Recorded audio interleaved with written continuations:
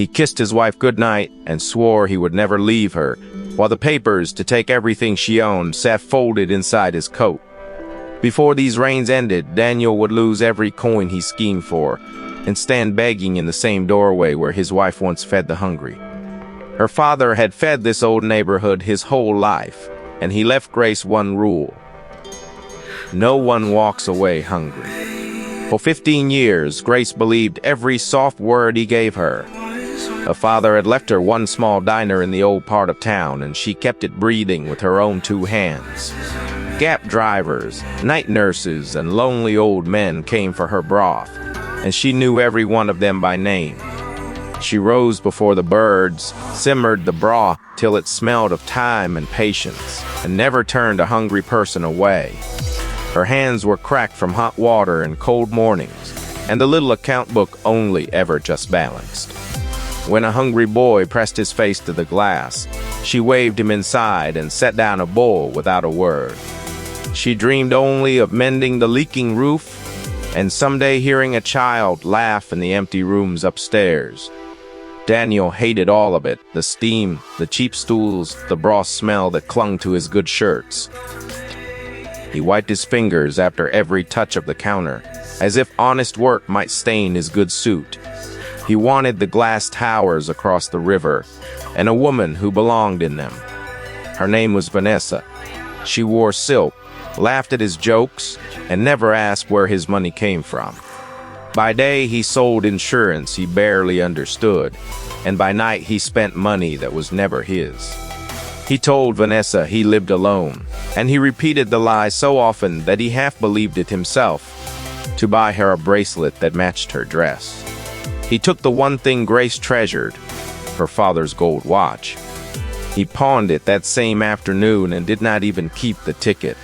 When Grace found the shelf bare, he swore he had sent it away to be cleaned, and she believed him. Every night he came home late, Grace kept the bowl warm for him, and never once asked either. Some nights, he never came at all, and the cupboard bowl sat cold and filmy by morning. What stood between him and the life he wanted was simple: the diner, the land beneath it, and the savings in Grace's name. One old woman saw the whole of it before anyone else did.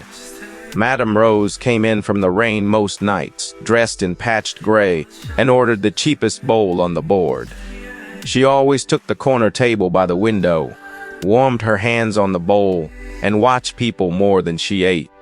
When her coins ran short, Grace filled the bowl to the brim and waved the money away. On slow nights, Grace sat down across from her, and the old woman listened as though every small worry mattered. "You carry your father's heart," the old woman told her. "Men like your husband can't see what that's worth." The old woman watched Grace slip the hungry boy an extra roll and tuck it into his pocket for later. One night, Daniel found the old woman at her table and knocked her bowl to the floor with the back of his hand. "This is a business, not a shelter," he sneered. "Take your rags back to the gutter." Grace said nothing, knelt to wipe the floor, and quietly set a fresh bowl before her filled to the brim. Daniel called her a beggar and told Grace to stop feeding strays. The old woman only dabbed the broth from her sleeve and murmured, "One day he'll learn what a warm bowl is worth." The plan came to him on a sleepless night, and it felt like a gift. He would borrow a fortune against the diner, pour it into an investment no one else could see, then vanish with Vanessa, and leave the debt chained to Grace. Vanessa whispered that no real man would stay chained to a broth-stained apron forever. The money would come from a man named Marcus, who lent to the drowning and fed on what they left behind. They said Marcus had never lost a cent, because everyone who borrowed from him lost everything first. In his tower above the city, Marcus slid the contract across the desk and smiled the way a hook smiles at a fish. "Sign here," Marcus said, "and the diner's worth is yours tonight. Read every line," Marcus added softly, knowing full well that greedy men never do. Daniel signed, without reading the small gray lines at the bottom. All that remained was Grace's name on the deed, and her trust made that the easiest part. He came home gentle that night, took her tired hands and held them like something precious. He spoke of the roof he would finally mend and the family they might still have, until her tired eyes filled with hope. "Sign with me," he murmured. "Let's build a future. Trust me, the way you always have." Grace looked at the photo of her father on the wall. Then she looked at the man she loved, and she signed. She signed her father's diner away with a steady hand, certain she was signing for love. On her way out to lock the door, Madame Rose was waiting under the awning, rain dripping from her sleeves. "I know Marcus," the old woman said quietly, catching his arm. "He has buried better men than you. Walk away tonight, and let me help you out of it. I can." Daniel laughed in her face. "What could a beggar woman do for me?" He shook off her hand and stepped into the rain, certain he had already won. He would remember her offer later, on his knees in the rain, when there was no one left to ask. The rains came and went 3 times. Daniel grew bold. He stopped pretending to be kind, snapping at Grace over nothing and counting the days like a prisoner near the gate. He drained the loan into Marcus's project, moved the last of the savings, and packed a single suitcase. The account her father had spent a lifetime filling, emptying in a single afternoon transfer. On the night he meant to leave for good, he wrote Grace no letter. He set the warm bowl aside, untouched, and walked out. He stepped over the worn threshold without a single glance back at the woman asleep upstairs. He drove across the river to the glass tower, to Vanessa, to the life he had paid for with another woman's trust.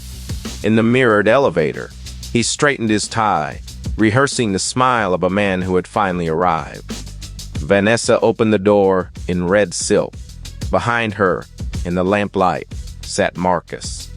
Daniel's smile died on his face. "You read so little," Marcus said, lifting the contract Daniel had signed. "The guarantor of this debt is you, not the diner. You." Lo, the loan had never touched the diner at all. It was chained to Daniel alone, exactly as the gray lines had said. The investment had never existed.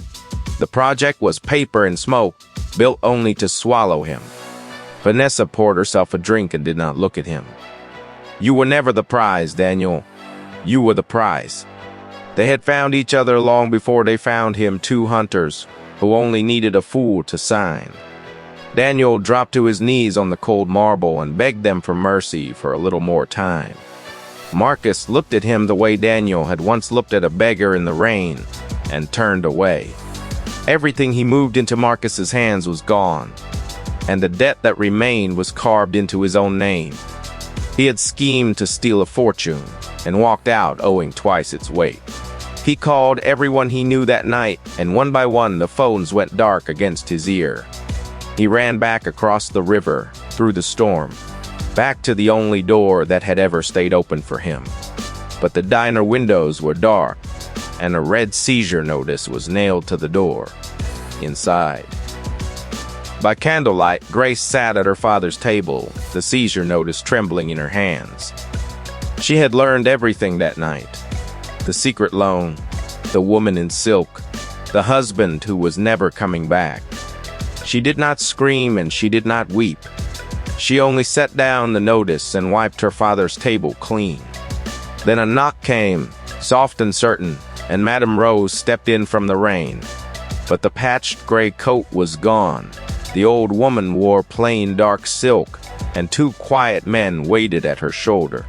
For 40 years, the city's lenders had feared one name, and Marcus had borrowed from it more than once.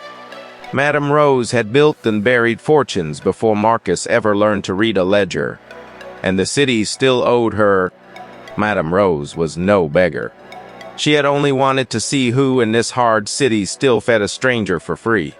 She had eaten in 100 diners in her patched gray coat, and only Grace had ever waved the coins away. "Your husband refused my hand," she told Grace gently. "You never refused anyone a bowl, so let me return it." Then she laid a small gold watch on the table, her father's watch, bought back from the pawn shop that very evening. Grace pressed the watch to her chest, and for the first time that whole night she let herself cry. By morning, the notice was ash.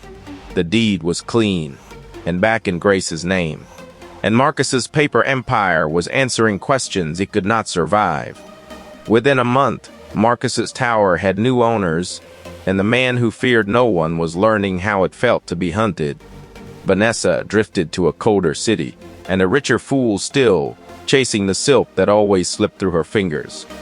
The diner opened again at dawn, steam rising, broth fragrant with thyme, exactly as her father left it. The regulars came back the very first morning, and the hungry boy ran in ahead of them all to hug her apron. She hung her father's watch beside his photo, and beneath them both, she still fed anyone who came in from the cold.